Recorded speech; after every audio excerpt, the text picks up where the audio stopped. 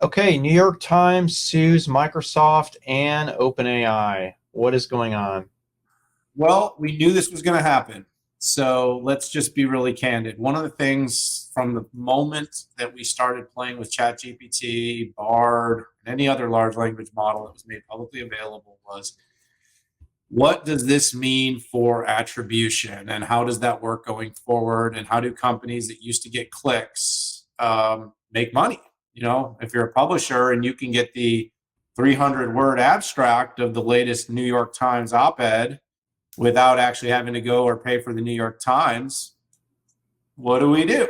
And so, Pat, I don't know about you, but I've said from the day we went and I really started to see the power of generative AI. I think when I went to the Microsoft first one back in February, I mean, I'd seen it before, but I really started to see how it could help a vacation plan come to life, or it could provide a abstract on a big long health report. I said, oh, this is going to get really interesting. I said, what happens with all this copyrighted material? How does it prioritize what material gets used? When material gets used, is it clearly demarcated from the content that it's creating? Meaning, what's the source material? And so, as a matter of time, what ends up happening is people are going to start reading abstracts and summaries on Gen AI, and what they're not going to do is click over to websites. And if you're the New York Times or any other publisher, and people stop clicking over to your site, guess what happens? Your advertising gets, destroyed. And if your advertising gets destroyed, then your business model gets destroyed. And so, by the way, Pat, I've said from the onset of this thing too that this is going to be a test for Google.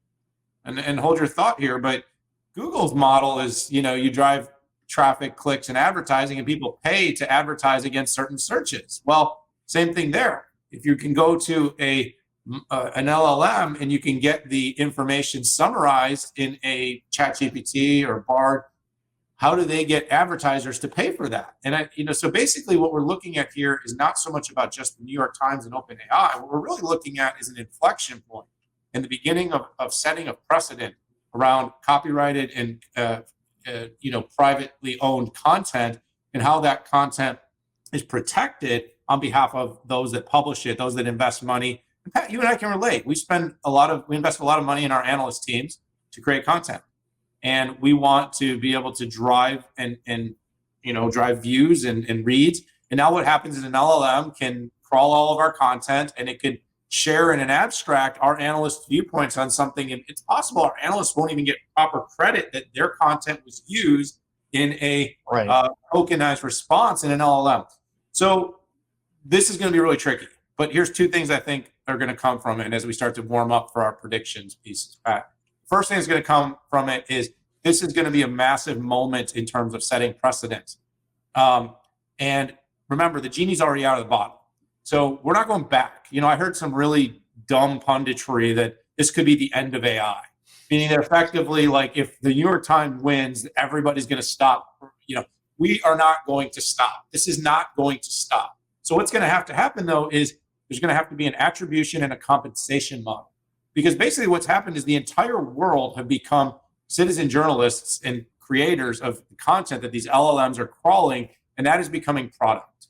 And that product needs to be monetized. So there will need to be an agreement created between OpenAI and every other language model that crawls the internet and uses the content to, one, provide proper attribution, and two, every time it uses the content to create a response, there needs to be some sort of fractional pennies of compensation that's going to go back to the publishers, the content creators, and the originators. Because it won't just be written content. It's going to be graphics and videos, and it's going to be imagery. But that's where it's at. This is a big moment. It's a inflection point. It was bound to happen. This will continue. And by the way, this is why some companies got so into the indemnification of LLMs. And this is also why we talk about the real value being in the private data that you have, or the unique data that you have, because the publicly available data is table stakes. Dan, you're on fire on this one. It's almost like you've thought about this one a little bit. So I work for a company called Alta Vista, which was the top-rated search engine before Google came in and destroyed everybody. And there was a lot of conversations, including my stock grants. Yeah, it destroyed those too. But it was self-inflicted because AltaVista had this crazy idea of having unfiltered search results, and what you'd get is a bunch of university junk, as opposed to Google that would parse it for consumers. So, anyways, we had the same conversation back then, which was, hey, will content providers allow us to crawl their websites? And there were some legal challenges. And what ended up happening is once proper attribution was sent back in the terms of search links, and when this kind of bid per link, bid per click, cost per click advertising model came in, everything settled down.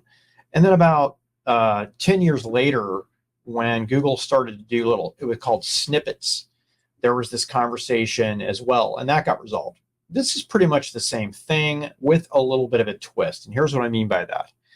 When it comes to the text version of what's coming back, I do believe that if proper attribution is provided, people will link and tell me when you're trying to, when you're using something like ChatGPT or Bing Chat or Copilot, whatever we're calling it this week, or Bard, you'll typically double click if you want precision because you want to learn more about that. And I do see that as continuing into the future. So I think that that'll probably be resolved there. What I think is going to be really, really sticky, though, is when it comes to video, audio, and photos. It's miraculous how when you type a prompt into Midjourney about, your favorite Star Wars character, how much it looks like Star Wars content. I mean, it literally looks like, hey, they ingested all the videos, all the movies, all the photos, and they're essentially spitting that back and they're making money on it. That I think is going to be problematic. If you had a jury trial, you can imagine putting up, Chewbacca on Midjourney and Chewbacca from the Star Wars content side by side, and it's literally exactly the same, maybe a little bit more yellow in Midjourney Chewbacca eyes, that they're going to shut down. They're going to shut that thing down. And on the tech side, Dan, I really did a lot of thinking. And okay, maybe I talked to an IP lawyer in the family as well, which says, hey, as analysts, we digest content that's copyrighted, and people pay us to give our opinion on it, right? Whether it's end users and enterprises or the tech company. How is that different from OpenAI ingesting copyrighted content and giving a summary back and charging you for it? Dan, I don't know if you've, have thought through that. And the only difference is the person processing it in the analyst case is a human and the other is a machine. We're all charging for the output of that summary and that opinion. Kind of makes you think. Well, if you can get them to pay the same and not actually have to sit through the inquiry, I mean, that could scale nicely. So you're talking about like if you invented Futurum AI. Well, actually, what I'm thinking about is the difference between what we do today as analysts, where we ingest content that's copyrighted, a press release, a PowerPoint, right, has trademarks all over it, and we write something and we get paid for it. It's kind of the same. The only difference is human is processing it and outputting it versus a machine. The value is in the person that produces it. Yes. Yes. I mean, so that's the thing is, I guess, the two sides of this is like New York Times pays for someone that's a reputed, respected opinion or voice. That's the concept. And then they create it, and then the system uses it to create a summary that doesn't truly attribute where that knowledge came from And so attribution just becomes really important. But I also believe in a world where information becomes more easily created and digested, that the person that creates it actually becomes increasingly important. You know, the role of the influencer, and when I say that in an affectionate way, not in a critical way, is, hey, you know, an author, a journalist, an analyst, a pundit, they're creating the backhaul of information that the web is processing to simplify the distribution. It's complicated, Pat. It's not straightforward.